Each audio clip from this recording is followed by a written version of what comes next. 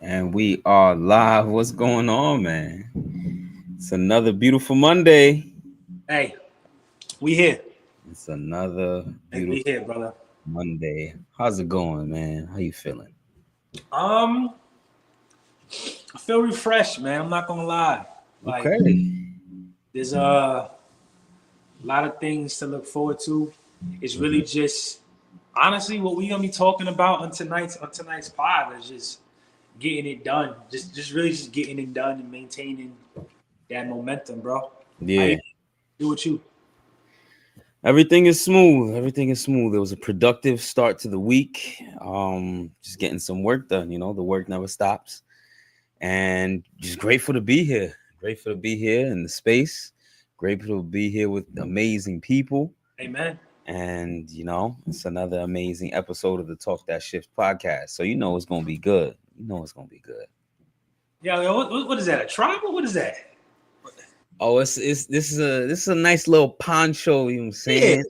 Straight from Mexico City. Okay. Authentic. You represented for wifey, huh? Yeah.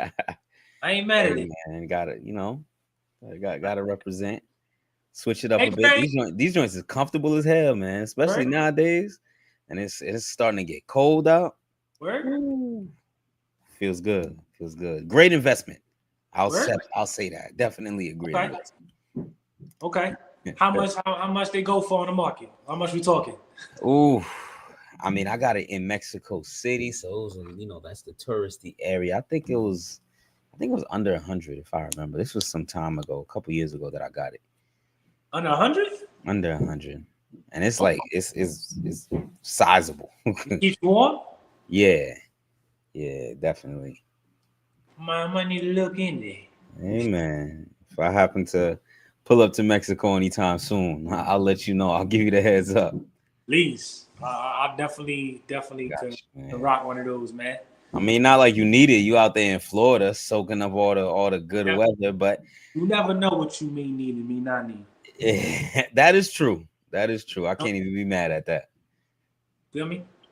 That is Gracie true. was good. What's up? What's up, Grace? Back another Monday, man. Hey, another Monday. So look, let's get this show on the road. Let's get it started. Y'all know what it is. We back here another Monday. I'm your host, Mr. Drummond, motivational speaker, certified life coach, and this is my co-host right here, Steve St. Velt. He is the founder of Thoughts of an Empath. He does amazing things, something called Human Conversations. He hosts live workshops. He's a life coach as well. Just a two-man team, two friends from college. Really got connected over the pandemic. And we just started this thing called Talk That Shift podcast where we have conversations that are going to move the people forward. We Mm, talk about relationships, we talk about mental health, we talk about faith, and we talk about personal development on this podcast. And mhm. if you're here right now, it's because it's another Monday, 7 p.m. Eastern Time, and we got a good one for y'all, man. We are starting December off strong, bro. Strong. Strong. we Listen, not we not pulling no punches tonight, man. We not pulling no punches. the lineup for December is I don't think they ready for the lineup for December, bro. Yeah. I don't think It's a lot of good ones. It's a lot of good I don't ones. think they're ready for it, man. But before we even go into what's tonight's title about, let's go with some quick announcements. Do you have anything going on in your side of the world that the people, the viewers, should be paying attention to or should pull up from? Yes, sir. Yes, sir. It's interesting. Grace actually just commented that, asking when the next Zoom call is going to be. Again, definitely want to encourage all of y'all to just tap in with the nonprofit at thoughtsofanempath.org. That is our website, our central hub, where you can keep in touch with everything that we got going on. We have something. I'm in the works putting something together, Grace. And for everybody else that's listening, putting together an open lounge event for this month. So once the details are all put together, I'll make sure to keep y'all in the loop for sure. So make sure y'all stay tapped in. We definitely got an amazing open lounge coming up for this month, and I'm looking to do a movie night as well. Definitely do a movie night as well this month. I was originally thinking about like, yo, taking the month to kind of just like reset, but I don't. I know that we build in a great community and we always want to bring value to the community. So I was like, nah, even if we don't do as much as we typically do, we still got to do something. We still got to bring something to the people. So thank you for the question, Gracie. I appreciate you, brother. Brother D, yo, looking forward to it, man. Amen. Amen. All right, that's the announcements for today. Let's get into tonight's title of tonight's episode, man. It's very simple. 2 words. Save yourself. Save yourself. Oh, this might make a few uncomfortable, but it's okay. Save yourself. The main goal for tonight is to encourage listeners to take an active role in their personal development. Yes. To encourage y'all to take an active role in your personal, whether you are in stage 1 of your life, stage 2, stage 3, stage 4, whether you're at 50%, 90%, you must take an active role of your personal development in your life. Yeah, no, so, good for you, man. I'm gonna hit you with a haymaker, man, for this first opening question. Oh, a haymaker right out the gate. Let's come on, bro. We come on. We got to get straight to it, right? Okay. No chasing, right? Yeah. When you hear the words, "No one is coming to save you," Jesus. I'm gonna say it one more time for the people in the back. When you hear the words, "No one is coming to save you," what comes to mind to that? And do you also have any like personal experiences around that statement? Whew. No one is coming to save you. Got to repeat that one more time for the people that's just fighting against it. No one is coming to save you. Again, no one is going to do the work for you. And it's not their responsibility to. Your parents, your partner, your kids, whoever you are, whoever you got around you, nobody is coming to save you. And I feel like, especially us in the Black community, yeah, us. Personal feelings.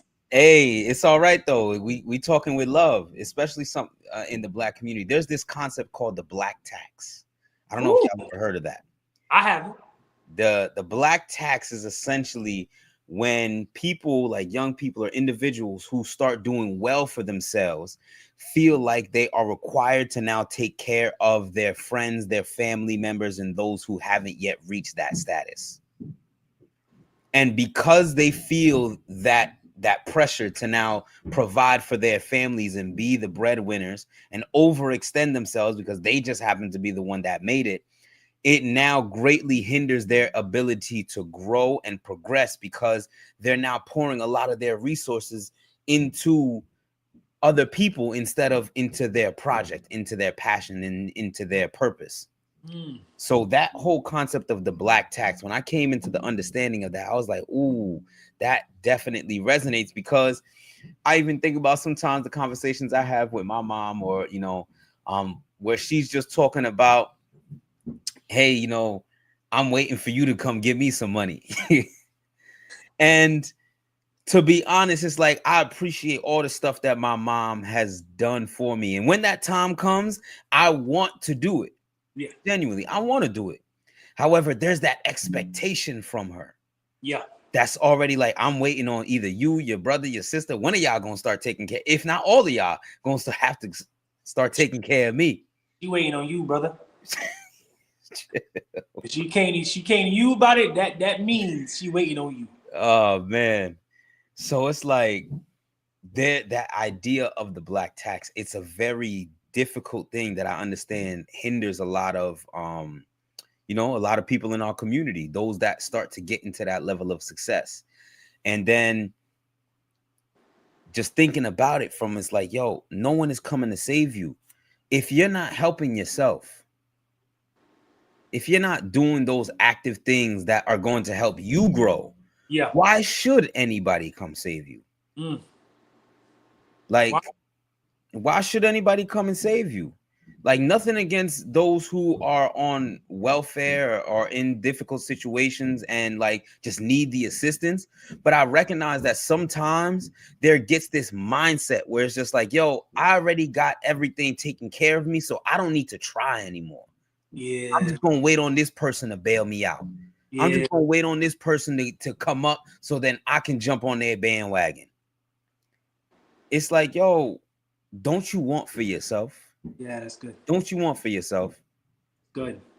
It's even to take it a step further, y'all. Like, because I know this is gonna affect all of us. How many of us grow our own food? Come on. How many of us grow our own food? Where you going with this one? So we rely on the grocery stores to get our produce. Oh boy. If they shut down the grocery stores for whatever reason, where you gonna get your food from? If they now restrict how much you're able to buy, where you gonna get your stuff from? So it's like, I need people to understand that, yo, we have to get out of the mindset that people are gonna come save us and take care of us, and really start to be intentional about self-sufficiency. And for me, it's like something that happened in my life that pushed me to realize that was the passing of my dad. That's good. After my pops passed, I recognized that, yo, I gotta, it's on me now. Yeah. I have to step into that role where I'm willing to take care of myself. I have to step in, because there's no one that's gonna do it for me. That's good. And I feel like we feel that, like, this is something that applies to people across the board, but I feel like as men, especially, there's always there's that moment in our lives where it's just like, yo, we want our own. Yeah. We want our own. And I feel like, yo, that's something we as a people, men and women, we have to lean into that. There's ways we can help each other, but it's on you to get that mindset together where it's like, yo, I want to do for myself. That's good. Yeah. Nobody coming to save you, man. Nobody's coming to save you. I'm sorry. What does it make you think about, man? That black tax is real. It's like you feel like you're obligated to help those that either helped you or was there for you, or your best friends, and it's like you really don't have to. It would be nice, but you really don't have to. Yeah. There's a lot of people that get taxed with that. Yeah. It's legit a tax. Bro, come on. For me, what I wrote was, it doesn't matter whose fault it is your responsibility to heal you. Because you know what? Sometimes in life, some people were dealt a bad hand. And this is not to have like a victim mindset. There's some things in life that happens to people where it's not in your control. Loss of a loved one, loss of a spouse, you getting sick out of nowhere, car accident, right? It don't matter whose fault it is.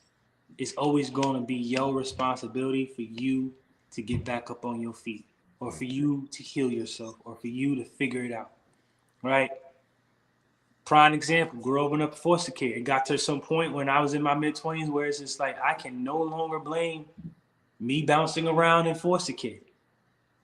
I got to figure out what I need to do, what's going to be best for me. And you said something that, you know, we're gonna keep it real, right? What is something that a lot of black people do? We don't like to get healed. We like to get distracted, man. Talk about it. We do not like to get healed, but we'll get distracted. Easy. Right? We'll get distracted. We'll gamble. We'll hit that FanDuel. Oh. We'll have sex with people. We'll drink. We'll smoke. We'll be on that video game. We'll do everything to keep our attention and to numb us. But when it comes to really looking in the mirror and doing that inner work, it's like, you don't like what you see across that mirror. You don't want to look at it. Scary. And for me, when I knew no one was coming to save me was right after college. Jeez. And don't get me wrong, I had that feeling before college multiple times. Mm-hmm. But when it really hit me, let me just paint you, and I know you know the story, but let's really like take a moment. Yeah. Paint the picture, bro. Paint the picture for them. So imagine, Steve, when did you when did you graduate? 2014. What month? December, I finished and then crossed the stage in May. All right. So same. I finished December 15, walk May 16, right? So you're walking May 15, right? Yeah. Imagine you go through the whole summer, you don't have a job, you finally able to get a job, 2 jobs, but it's not in your field yet. You get your first car, you're paying credit, you get your first few credit cards, you get your first car on your own. So you got a car note, you got car insurance, you get your first laptop, you get all these things that you're paying, right? And you're paying rent at home with your parents. Bills. Your mom, right? Yeah. You have a fallout with Josh, Craig. You going through a breakup, right? With a girl that you've been with for 3-4 years, right? And now December of 2015 comes, and your mom is like, "Yo, I'm moving to Delaware. You, Wes, and your sister gotta figure it out." You gotta figure it out. But she tells you this December 2nd, 2015, and she says she's moving by Christmas. So within the month. Within the month. My goodness. Dog. Devastating. Freaking out. I can't even like explain. Because you know what's crazy was that she had told me around Thanksgiving about a potential move. Mm-hmm. How it was being positioned was that it will be at the end of next year. Mm-hmm. And then a week or 2 passed. So it's like before we get into that December 2nd, hey, Connecticut is going to be ready by February. Jesus. So I'm like, all right, I'll go from a year to now in a few months. But even my crazy ass and my way of thinking is I still got a few months to like figure it out, right? Mm-hmm. Because again, I know what hand I've been dealt growing up in that house. Yeah. And then 2 days later, and this is one thing, like my family, I ain't gonna lie, I'm emotional. My family know like the minute I hear something I don't like, I'm ready to like throw a fit or catch an attitude. I just get home from work and I get called in the kitchen, and you know, mom's like, "Come to my room, we got to talk." And I'm like, "What happened?" She's like, "You gotta promise me you're not gonna get mad. You gotta promise you're not gonna react." Mm-hmm. That's the last thing you want to say to a young nigga that right? Just want to let you know that the place is ready now. And my eyes got so big, like, what? She's like, the place is ready now. And I'm like, so when are you leaving? After Christmas. And dog, it was like somebody stabbed me, bro. And at that moment in time, I'm angry, which I had no right to be. But I'm angry because I'm like, first I want to graduate after college. I ain't getting no girl pregnant. I ain't in no jail. I help around the house. My nose is clean. I pay my own bills. Like, what the hell is going on? And I thought I would be moving out by like, you know, I ain't gonna lie. I thought at least I'd probably be at home 2 to 3 years, and then I'll probably start looking for my first apartment. Yeah. So long story short, at that moment in time, I kind of already knew that no one was going to save me due to my upbringing. But at that moment in time is when it really hit me like, holy shit. And then obviously, I know, lived in the car, blah, blah, blah. And eventually I was able to get my own place. But that moment in time was when it was like fall out with my best friends, break up with a girlfriend. And then I felt like I was losing family. I felt like I was losing 3 different things in my life. And all my friends or people that I consider friends live in the boroughs. I felt by myself, bro. Like I didn't really have no help. I had to like figure it out. I didn't know how to ask for help. I didn't know how to talk to people about it. I'm seeing everybody I went to college with going on vacations, traveling, get to live home with mom and dad, pay no rent, no bills, and I was just going through, dog. Yep. That's tough, man. That's tough. especially those that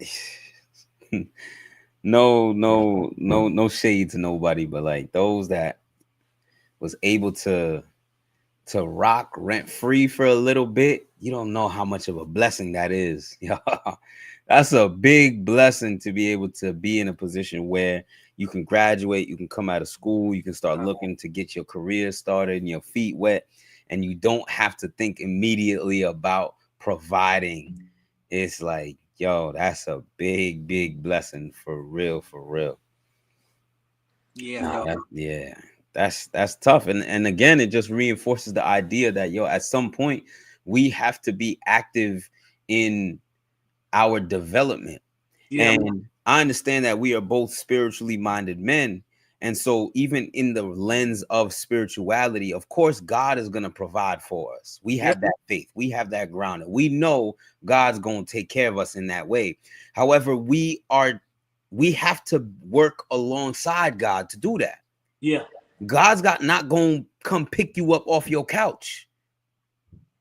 God might have the things prepared for you outside, but you got to be willing to get up and go outside. Yep. You got to show up. Yep. So even in that lens, from the spiritual lens, yes, God wants to take care of you, but God's not going to do that grunt work. You got to stand up and you got to be willing to actually move forward. And then God's going to be like, okay, I see you working. I'm going to bless you. So even from that lens, I want to make sure that we realize that, hey, this is something that all of us has to be willing to stand on. The fact nobody's going to come do the work for you, man. Nobody's going to come do the work for you. But there's the thing, though. Oh, yeah, you go ahead. I was going to say, speaking on it, no one's going to do the work for you. And maybe I jumped the gun, or maybe I got to it before you did. But yeah, you got to it right before me, bro. Let me ask you something. Yeah. Tell the audience and tell the people, what's the difference between someone supporting you and someone saving you, right? So let's paint the picture, right? What is the difference between someone supporting someone that's in a journey of figuring it out on themselves, right?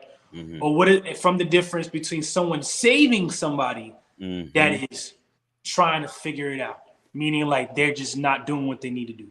Yeah. The way I tend to look at it is like, how much are you relying on that third party? How much are you relying on that other individual? Because I was kind of like thinking about the question. Think about your job. Yeah. And again, I ain't pulling no punches, y'all. No shade to nobody that's working hard at their 9 to 5. However, I understand and I'm very aware that there are people that depend on their job to save them. Mm-hmm. And what the difference is between your job saving you and your job supporting you is the job that you're working at presently a means to a greater end? I like that. Is it a means to a greater end, or is it just giving you what you need to survive right now? That's good. Many people wake up early in the morning, bright and early, work hard, long days, long nights, only for that job to be just a means to their immediate survival. That job is saving you. God forbid something happens. You get hurt. Something happens at the company. Mm-hmm. And you no longer have that, you're going to panic. A lot of people going to crash out. Oh, yeah. Understandably, a lot of people finna crash out. However, that's what it looks like when someone is saving you. When without their hand in your situation, you won't know what to do. On the other hand, there are those that are going to support us. Talk about it. We already have the vision. We already are making the steps towards it. And they are just coming in to give us a little boost. Here you go. I see you need this. I see you working. Here's that little boost. Here's that little extra. Oh, Grace made a great point in the chat. She said, or your position just disappears. Well, AI is here, y'all. AI is here. If you're not learning about it, Customer service, retail. They learning you. They looking at. So it's like, yo, if your job is saving you, God forbid something happens, you gonna hit the floor, you're gonna crash out. Yep. However, when it's supporting you, you already have a greater vision in mind. That's how I'm looking at it, you know? And those who come along your path, they're gonna want to help you out because they see that you already putting in the work for yourself. Yeah. They already see that you putting in the work for yourself. So to me, that's how I kind of look at it, from like the difference between someone that's saving you and someone that's supporting you. It's like, how necessary is their hand in the process? That's good. Yeah. So that's me. But how do you look at it, bro? For me, I was kind of coming in an angle similar but different in some ways. One of them builds independence, the other one builds dependency. Okay? Support will build independence. That is somebody walking along with you, but you are walking your own path. Yeah. Saving you is someone that's dragging you and holding your hand, and you're not trying to walk at all. They carrying you. They're carrying you, right? So a good quick analogy is think about somebody supporting you when think about somebody supporting you during a tough time. It's like if you got a flat tire, and it's nighttime, and I'm holding the flashlight up, but you're the one doing the work changing the tire. Great analogy. Okay, I'm supporting you. The most I got to do is just a quick little arm day, right? I don't mind that for somebody I love, right? I'm just holding that flashlight up in the right angle so you can fix and change the tire. Okay, yeah. I'm supporting you. I'm not doing anything other than holding that little flag. Click, click, click, click, motherfucker. Right? If I'm saving your ass, how that would look is every time you get a flat tire, you call me and I come and fix it for you. And you chilling in the car in the AC or the heat. But every time you get a flat tire, I'm AAA for your ass. Dang. I'm coming to change it, coming to fix it, coming to bring it to the shop. So that means the minute I am not around you, you can't function. That sounds like a drug. That sounds like... Damn, you done tapped into something right there, bro. You feel me? You done tapped into something right there. I don't know about you. Go ahead. Did you want to highlight something? No, that's deep, because some individuals don't recognize that their addiction is a form of that.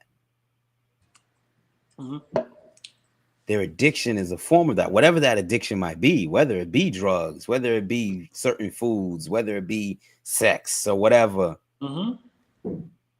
That addiction is a way of you relying on that substance, that entity. Yes. And depending on it.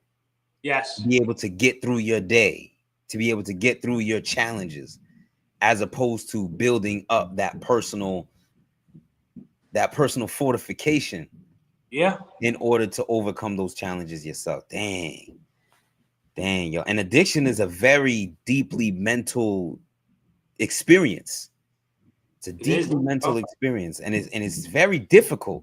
It's very difficult to now psych yourself out, not even like psych yourself, but just to overcome that. However, I do believe that there's a part of it where it's just like, yo, I'm relying on it. You're relying on it for something. Yeah. I wanted to share a personal experience, and then I don't know if you have one for yourself, but yeah, I've been on the side where somebody was saving me, and I was just in a funk. And that's the thing about funks, y'all. You can't smell your stinky ass, but everybody else can. Hey. When you just being lazy and days and weeks going by and you're not doing what you're supposed to be doing, I'm not saying literally you stink, but that's what a funk is. People that smell can never smell themselves, but everybody else can smell them. Mm-hmm. That's a funk. Mm-hmm. And it's a funk. Wayne Bennis, man. Oh, that man, my life. Angel sent from heaven, man. That's the man that put a roof over my head after college. He's been in my life since 3rd grade. There was a moment in time where I was out of work in 2018. And I thought this was going to be the job that was going to save my life. Literally, like we're talking about, this was going to be the job that was going to save my life at that charter school. And when I quit that job, I went into a deep depression because I remember working 7 days a week when I got my own place in Brentwood under Wayne's roof and paying $1,000. And I was so grateful. And I'm like, all right, I finally got a career job, a 9 to 5. I don't have to work all these jobs.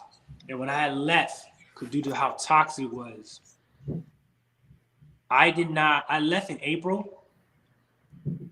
I didn't have a job until February of 2019. I did Uber Eats, I did DoorDash, I did all the other nonsense and BS. But I did not have a job at all. I was falling behind rent, bro. And I remember it got to the point where I'm avoiding Wayne. Not like ignoring his text messages, but anytime he was in the area, his mom lived right upstairs, he'd probably just come to say hi to his mom. I'm thinking he's coming to see where I'm at. Yeah. Nervous because I'm afraid I'm about to get that boot. And eventually, I felt so bad. I went to his house. I told him how I was just having like suicidal thoughts and I'm struggling. And he just confirmed to me that like he was never gonna kick me out, and that don't worry about the rent, and that he got me. And I got more comfortable by hearing, "Don't worry about the rent." I left the job in April. We had that conversation in like August. Bro, it's November. I'm sleeping on the couch downstairs, and the boiler room of the house. The boiler was in my section of the house. And his mom lived upstairs. And Wayne had his own house in a different town. It's probably like 3 p.m., bro. I'm just getting in my own depressions, lazy, bad habits. I wake up to Wayne and his mom in my apartment because there's no heat in the house. Jesus. And his mom is shaking. Like, oh my God, it's so cold. And I remember waking up feeling like a bum because it hit me. Not that Wayne makes a lot of money. Not that he couldn't afford the oil. And that's what he's hoping that I would be on top of it. Like, yo, let me know when he goes down. But I started thinking about all the months of rent that he did not get from me. And it just hit me. Seeing how cold his mom was and everything. He wasn't even mad at me. He's like, "Oh, D, I didn't realize you was on the couch, man." He's like, "Why are you still sleeping?" Like, just joking to me. He went on about his day. Once the new year got here, it was January. He was like, "Hey, D, I love you, but you got to find a job." Yeah. At that moment in time, this man was saving me. And he didn't come at me. He could have come at me sideways, like, "Get the hell out," this and that, and he didn't. Could have. Even when he told me I need to get a job, it was still from a very loving, respectful tone.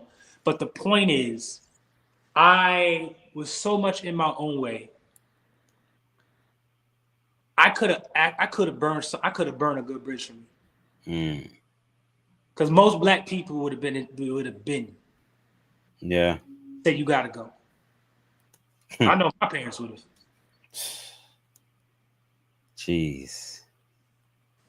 Jeez, man. Shout out to the homie. Again, that's God gonna look out, but there comes a time where we gotta look out for ourselves. Bro, we gotta at least be willing to put in the work to stand up and start putting that together. And it's like, shoot, I could think about a time where I was on the side saving somebody else. Especially like when, like, there was an old friend of mine where, you know, she just had a lot of emotional baggage, a lot of emotional trauma, a lot of difficulty. And every time something would happen, she would come to me and kind of just dump all of that out. Dump all of it out. I don't know if any of y'all ever experienced someone that's like that what they call that trauma dumping. Yep. That stuff make your spirit heavy, heavy, heavy, heavy, heavy. And it was like she was someone who, you know, again, she was dealing with a lot of darkness in her personal life and in her personal situation. And it seemed like any time that I would kind of spend a little bit of time away, she would get very, very, she would sink deeper into the darkness. She'll sink deeper into that darkness. You was her drug, bro. Bro, and there were times where I started feeling guilty. Genuinely, there was some guilt creeping in where it's just like, yo, dang, I can't spend too much time away from this person, even if I got my own things to handle, because who knows how they're going to respond, who knows where they're going to end up. And I don't want that on my conscience. It was a tough time, man. It was tough. It was very, very tough. But then it eventually, and it dragged out for some years. I'm not gonna lie to you. It did drag out for some years. And there was just a point in time where I had to have an uncomfortable conversation. I had to have that. Bro, it was difficult. But just had to have that uncomfortable conversation and let it know that, yo, the dynamics of the friendship were not healthy. The dynamics of the friendship were not healthy. That's tough to have, bro. Yeah. A tough conversation. It is very, very tough. Because you're setting a boundary now. Yeah. Especially when there wasn't a boundary before. Like sometimes boundaries to certain people may feel like rejection. Tell me about it, bro. And they may take that the wrong way. That, oh, you don't like me no more. You don't bang with me like that no more. It's tough. It is tough. It is tough. So it's like on both sides of the coin, it creates this situation where there's just a lot of baggage. There's a lot of weight. So much weight on somebody, whether they're on the side of supporting or, well, saving someone else, or being saved by someone else. Because sooner or later, again, like, it may not show on the outside. I know some people, like, they might take the saving, but at some point they gotta sit back and be like, dang, like, this person's doing a lot for me. Yes, this person's doing a lot for me. It's hard. Yeah, it's hard to have that conversation. It's hard to have that conversation. Really, especially when you love somebody. That's the hard part, man. When you genuinely care. When you care, you want to help out, you want to support, but it's like at some point you gotta do for yourself. You gotta do for yourself. You got to. And it all it looks like is just starting. Just start. Yep. Take those little steps. Yep. Whatever it might be, just start. Yep. And I feel like I remember I was at a school one time talking to some high school students, and one of the students, it was at the end of the presentation, there was like a little Q&A section. One of the students was like, yo, what's one of the hardest things you find to do? And I was like, yo, real talk, one of the hardest things to do is just to start. Yeah. Just starting is because you psych yourself out sometimes. You might feel like you got to have everything planned out. And then in the process of planning everything out, years and years and years are just going by. Yeah. However, just starting.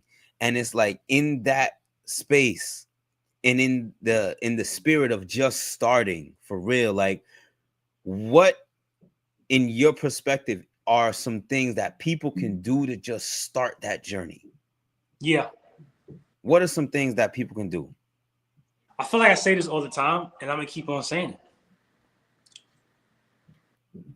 You got to create a list of the things that no longer serve you. How are you supposed to know how are you supposed to know how to start on something that you've never done? No, I'm being serious. Nah, it's real. How are you supposed to know where to start and what to do if you've never done it before? You could research, you can ask questions, you could pray all you want. But how do you really know what to do? You don't. You just kind of figure it out. But I always tell people, there is something you do know. Talk to them. Something you do know what you can do are the things that are no longer serving you. How do I know that stuff, Mr. Drummond? Well, every time you eat this piece of food, you don't feel good. Every time you're around this certain person, your energy's down. Every time you do that nasty act or whatever, your spirit feels low. It's the things that you feel like is draining you. The things that you after you're done doing it, you feel disgusted in yourself, right? And if you aren't aware of those things, then you got some serious problems. Yeah. If you're not aware of the things that's hurting you, if you're not aware of the things that is not helping you, that's not good. I think we all know. I think everybody wants to do something, right? Yeah. Everybody wants something more of, right? Whether it's more money, where it's whatever, right? Everybody wants something. And everybody has an image of things that, all right, you know, me people who do these kind of get those things, got to do this, kind of got to do that, right? So what are the things that are not going to help you get closer to where you're trying to go? So that's what I always say. You're not going to always know what the first step is, but you know the things you need to stop doing. Yeah. Other part what I would say is be prepared for isolation. If you expect the crowd to be with you, they're going to be with you on the first day when the idea sounds great. When you tell everybody you're starting a YouTube channel, everybody going to come out on the first day. But by week 2, they're not going to be there no more. Mm-hmm. Can you handle the isolation season? Mm-hmm. It's just so many different terminology. Isolation season, the lone wolf, the great locking. You see it in all different versions. Can you handle being by yourself? Yeah. Because if you cannot embrace moments of isolation, it's really gonna be hard to say. Yeah. It's really gonna be hard. Ooh. Nah, that's hard. No one's around for the preparation, but everybody's around for the celebration. Bars. Bars. Nah, and that's so real, because I know when we talk, it's like, especially when it comes to this content thing, we both have been very intentional, a lot more intentional about, you know, our personal brands, the projects that we're working on, and creating the content around that and getting the content out and the work that goes behind it. And for anybody that's in that's looking to be in that content creation space, which is anybody that's an entrepreneur, anybody that has any idea, because we live in 2025, you gotta be a content creator. That's gotta be part of your business plan now. You know, there's so many times where you put out a piece of content and it's like you getting 3 views on it, no likes, and it's not just gonna be one piece of content neither. It's gonna be multiple pieces of content. And it's interesting that you said, like, yo, maybe when you first launch and there's a lot of buzz around your project and your idea, people are gonna come out, and so you'll see that, okay, I'm getting like the 50 likes on this one, I'm getting the 75 likes on this. But then after a couple days, couple weeks, couple months, you see you're not really getting that same type of engagement. Come on. And then you putting out content and it's like, yo, I'm literally getting no likes. Are you still gonna keep going? Are you still going to keep going? That's what separates those that are going to be in position to take care of themselves. Are you going to keep going? That isolation piece is so critical, man. It's so critical.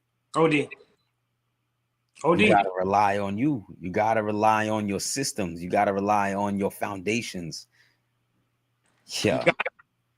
Yeah, that's a huge one. That's a huge one that I know that's like, yo, navigating that isolation. So being ready for it. I think that's a great point you put into practice. Like, be ready for it. You got to be ready for it. And then for me, it's like, as I think about that, like, what are some things that people can actually do to just take the steps, just start? The first thing I can think of is self-education. Come on. Self-education. Again, y'all, we live in 2025. In a month, we in 2026, y'all. We have AI tools. We got YouTube. There are people out here that are like giving out free game. There are also people, genuine people. Of course, there are the predators out there that's just trying to steal from the people. But there are people who have authentic intentions. However, they put a price tag on their work. That's respectable. Yeah. There are people that are out here actually giving out real game in their courses and in their products and in their ebooks. And sometimes it's not even all that expensive. No.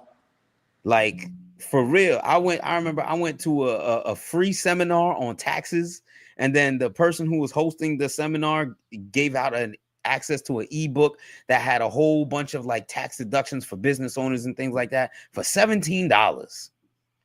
$17 for a whole book worth of game. So not everybody is out there to get you. Not everybody's out there to get you. However, when you position yourself to be open to self-education, you're going to be willing to explore those different mediums. And it's no secret that the cost of college is through the roof right now. Oh, yeah. The cost of college is crazy. Somebody do something about these loans, y'all. Somebody's got to do something about these loans sooner or later, please. But for real, self-education is one of those things where it's like, again, it's relying on what you have access to. It's being diligent and intentional about being an active part of your personal development. YouTube legit is free. Yes, there are ads, but after about 4 or 5 seconds, you can skip most of them. There's education out here. There is. There are things you can start to learn about. Shoot, I heard Home Depot got a program where they got like free training on like plumbers and HVACs and stuff like that. There are resources out here, y'all. But if you're waiting for someone to come give you the plate and the silver spoon, you're never going to go look for it. You're never going to go look for it. And sooner or later, it's like, yo, when the information starts to like dry up, when things ain't as free, then where are you going to go? You won't know. You're going to be lost. So I think self-education is a huge, huge, huge piece. Whenever people say like, yo, do your own research, I appreciate that. Do your own research. Even the stuff that, even while you're going to do your self-education, you hear some stuff on YouTube or wherever on TikTok, do your own research on top of that. Don't just take any one person's word as just blind truth. So do that extra education. And I think, honestly, start working on your physical health. Start working on your physical health. Preach. Start working on your physical health. I know we talk about, the spiritual and the mental a lot, and that's all relevant and it's important. And those are key cornerstones of anybody's foundation. But your physical health, when you start working on that, it requires a level of discipline that you are not going to see results unless you do it consistently. And that's things that those are tangible outcomes. You start seeing, you look in the mirror, you start seeing the difference. Like, ooh, I look good.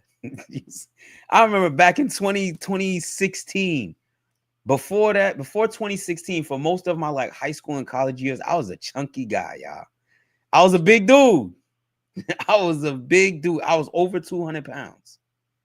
Over 200 pounds. It wasn't until 2016 I started getting just more intentional. I started changing the way I ate. I started changing my habits. I started going to the gym regularly and things like that. That was probably the first time since I ever hit over 200 pounds that I came under 200 pounds. And when I looked in the mirror and I felt good. It motivated me to want to keep going. So work on your physical health because it makes you feel good on the inside. Yes, I think that's the most important thing, how you feel on the inside. However, people start to look at you different. I'm not going to lie to you. We just got to be honest. People start to look at you like, yo, this person is committed to something. Yeah. That's the first thing people see. This person is committed to something. They can actually go to the gym regularly and finish a workout and do what they got to do. So through that, I just want to encourage y'all, educate yourself because there's so much education out here. There's so much education. But then after you enriching your mind, enrich your body too, y'all. Enrich your body too. It's worth it. It's worth it. Definitely worth it. It's so worth it. And then you're going to live longer. You know, God willing, we're going to live longer. Put yourself in position to live longer. Of course, anything can happen at any time. It's a crazy world. But at least put yourself in position. Yeah. But starting is difficult. I will say that, man. That's good. Starting is difficult. That's good. Wow, that's good.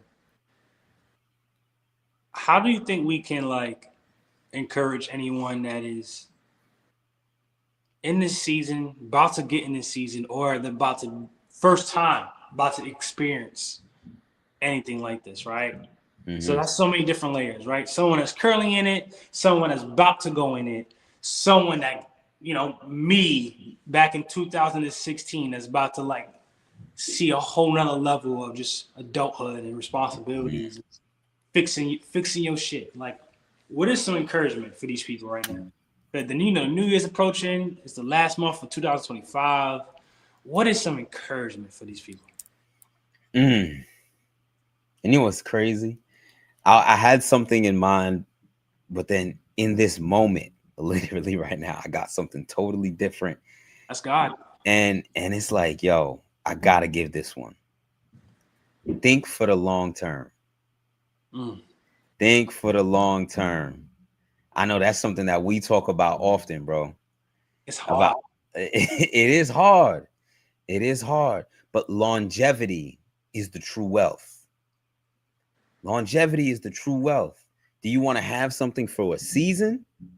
Or do you want to have it for multiple generations? That's good. Think for the long term, y'all. Think for the long term. For real. And that, again, I think about that time, again, through conversations that we've had, where it kind of frees you sometimes. Yeah. It takes some of the weight off of, I have to perform right now. I have to get it right now. The anxiousness. That anxiety will eat your ass up. For real. Think for the long term. Think for the long term. It gives you well enough time. So take your time, because you're not building some little shack. You're not building some rinky dink type of house. We in the Talk That Shift podcast. We here with kingdom builders.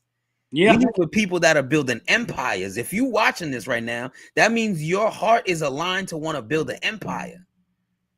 And when you're on that path of building an empire, you got to understand that stuff don't take 2 weeks. That stuff don't take 2 years sometimes. Nah. Think for the long term.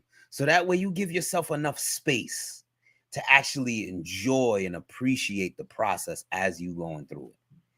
So for me, that's what I would say. Like, yo, think for the long term. Don't go at anybody else's, time frame. Think for the long term. That's what I got to say to the people. That's the encouragement that I got to say. And so, that's what it is for me. What would you say to people though? Like some reinforcement, some encouragement that you would give to someone that's starting or someone that might be in the midst of it and just kind of getting stuck, because that's gonna happen. Yeah. Without commitment, you'll never start. And without consistency, you'll never finish. Every mistake and every loss that you experience on this journey are literally tools that you're supposed to learn and be equipped with to get you to where you're trying to go. Mm-hmm. You have to understand these mistakes and these L's are going to give you the things that you need that your comfort was never going to give you. And sometimes we don't see it as that, because with comfort we feel safe. And even though it's safe because it's what we already know and what we're already used to, doesn't mean it's what's right for us. Doesn't mean it's going to help you grow. Doesn't mean it's going to challenge you. So understand, you got to commit in order to start. And if you're going to see that finish line, you got to stay consistent. You got to keep going. You're going to want to quit. You're going to want to give up. You want to yell. You're going to want to cry. That is normal. If you're not feeling those things, then that means you're not really in a situation where you're saving yourself. Mm-hmm.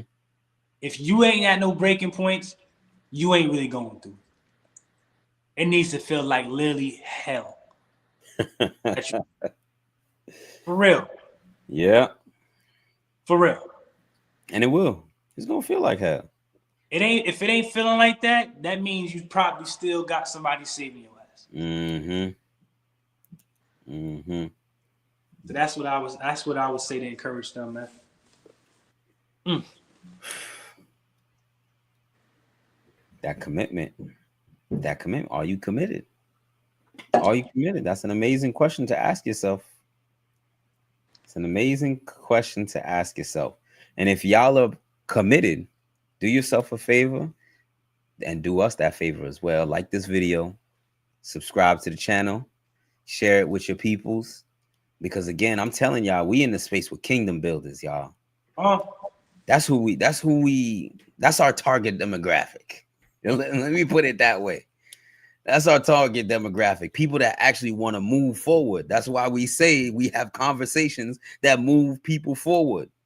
People who ain't trying to move forward ain't going to be enticed by the type of conversations that we having right now. And respectfully, that's your initiative. That's your prerogative. And I'm not going to look at you any different, but just recognize that you can't be in the same space with us, because these types of conversations is going to disrupt your spirit. It's not going to make you feel good. And it's not supposed to. But how do you respond after you start feeling those feelings? That's the big question. That's why we say nobody's coming to save you. Because life is going to come beat your ass. Come on. Life will beat your ass. And I'll be telling these kids in these high schools and the middle school sometimes, because they think that just because they're in school, they can kind of talk however they want to, or they can do whatever they want to. But it's like, yo, be very mindful. There is a buffer. The school is a buffer for you. So when you get into your situations, you're not going to go see the judge. You're going to go see the principal. However, sooner or later, there's not going to be no principal. You're going to have to reckon for your decisions. Nobody coming to save you. Nobody coming to save you. And so that's why you should take a level of pride. I personally feel like you should take a level of pride in doing what's necessary to save yourself. Allow people to support you along the way, of course. Ask people for support. That's part of saving yourself. Yes. That's a hard one. I'm not going to lie, y'all. I'm still learning that too. I'm still learning that one. Just asking for help. But that's a form of saving yourself. Yes. I believe personally. It is. It is. Closed mouth don't get fed. They don't. Closed mouths don't get healed. Mm. And closed mouths can't receive help. Mm. And closed minds don't get freed. Come on. Ooh, closed minds don't get freed, man. Shit. That's good. If y'all got some wisdom, those who's watching, those who's tuning in, whether you live or whether you're watching this afterward, drop that wisdom in the chat, y'all. Please. We need y'all to be a part of this conversation. Please. We need y'all to be a part of this conversation. Trust me, your wisdom goes far beyond the reach that you think. That comment that you drop can help somebody out of a very dark situation. You never know. You never know who's watching.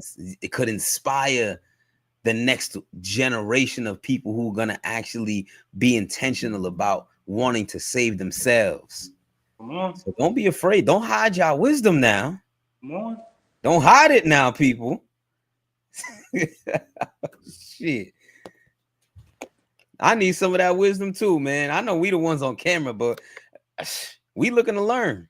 Hey, speaking about wisdom. It's that time. It's that time. It's that time. Oh, man. It's bittersweet. It's bittersweet. It's that time. Because this is the ultimate wisdom. Mm. And y'all know what we talking about. It's that one gem time. Mm-hmm. Where me and Steve like to leave y'all one statement to end the show. Something that you can go to sleep with and think about the next morning, because that's how powerful that thing was.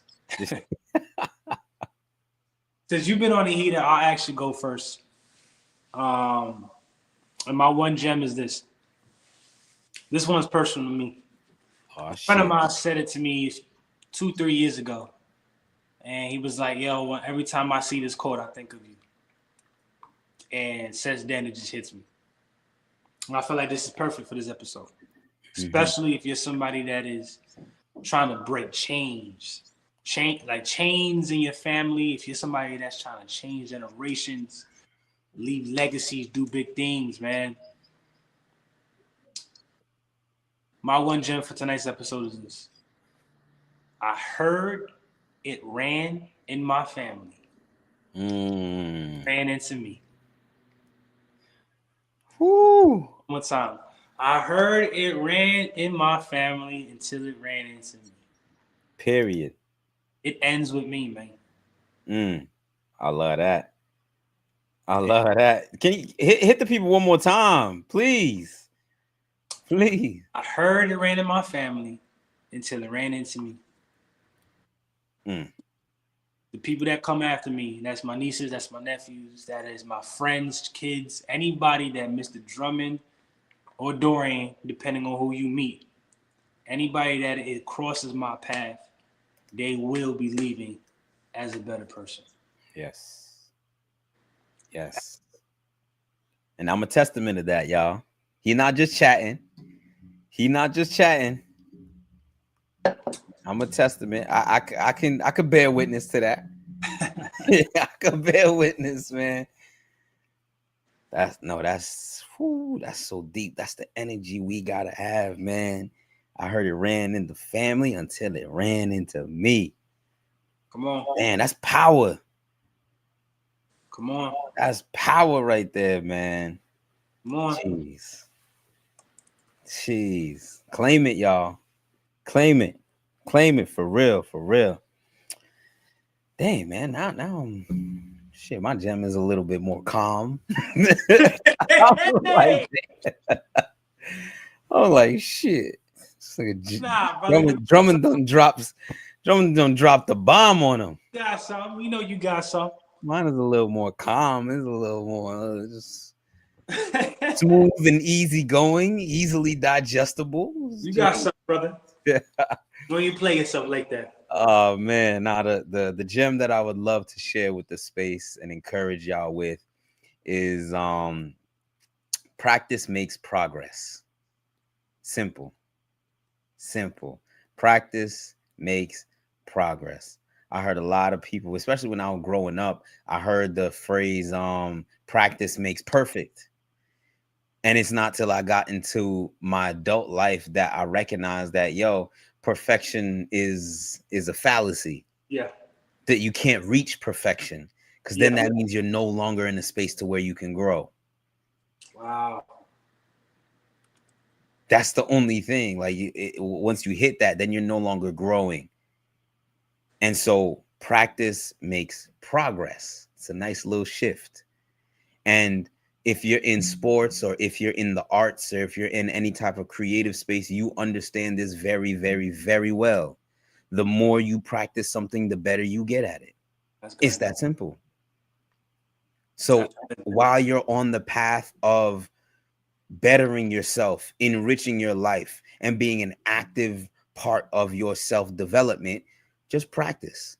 That's good. Look at it as practice. Don't strive for that perfection. Just show up for practice. Just show up for practice, and then you're going to get better. You're going to get better. Little by little. And then you're going to take that moment, you're going to stop and look back and be like, wow, this is all I'm capable of doing now. That I can do so much. It's a beautiful feeling. That's good. It's a beautiful feeling. So just take it as practice. That's all. Show up for practice. That's good. That's what I got for y'all. You know what I'm saying? I told you it was a little calm. It was a little calm. We need calm, brother. We need calm. Yeah, because you can't, you hit him with the heat. You hit him with the heat. You had the silencer, brother. Ooh, that's smooth. Come on. That's smooth. Come on. Yeah. Don't play yours. You came with the silencer. John Wick, you heard? Oh man, that's crazy. Get out. Oh, that's beautiful, man. Nah, we love y'all so much. This was a beautiful conversation, as always. And that's what you can expect when you pull up to the space. This is the Talk That Shift podcast, man. That's what we give here. That's what we're grateful to be a part of. For real. For real. And we just want to thank everybody that's here for joining us, for listening, showing up, for sharing y'all voices. Remember to comment y'all wisdom in the chat. Remember to comment that wisdom, y'all. Don't play with me. Don't play. But for real, like, y'all play such a huge role in just allowing us to have these conversations. So we look forward to continuing this journey with y'all next Monday. Same place, same time, Monday evening, 7 p.m. Make sure you here. Make sure you send the link out to some of your people. Hit that like button, hit the subscribe. You know what I'm saying? So you can always stay in tune with what's coming up next, y'all. For real, for real. On behalf of Mr. Drummond and myself, we want to wish y'all an amazing evening. And we pray y'all have a blessed week. Last week. We be back next Monday, y'all. We gonna see you. Oh, next Mondays is a heater too. Ooh. They're not ready for next Monday. Ooh. I'm not gonna tell them what it is. They're not ready for next Monday. I'm not gonna tell them what it is. That one's gonna be real. That one's gonna be raw. Just bring your belt. Bring your belts, ladies and gentlemen. Make sure your pants is fastened tightly. That's it. Belt to ass. Bring a box of tissues too if you need it. You know what I'm saying? We don't get real with. Bring some Band-Aids. Nah, we gonna see y'all. We love y'all. Enjoy the rest of the week, y'all. Enjoy your week, man. Love.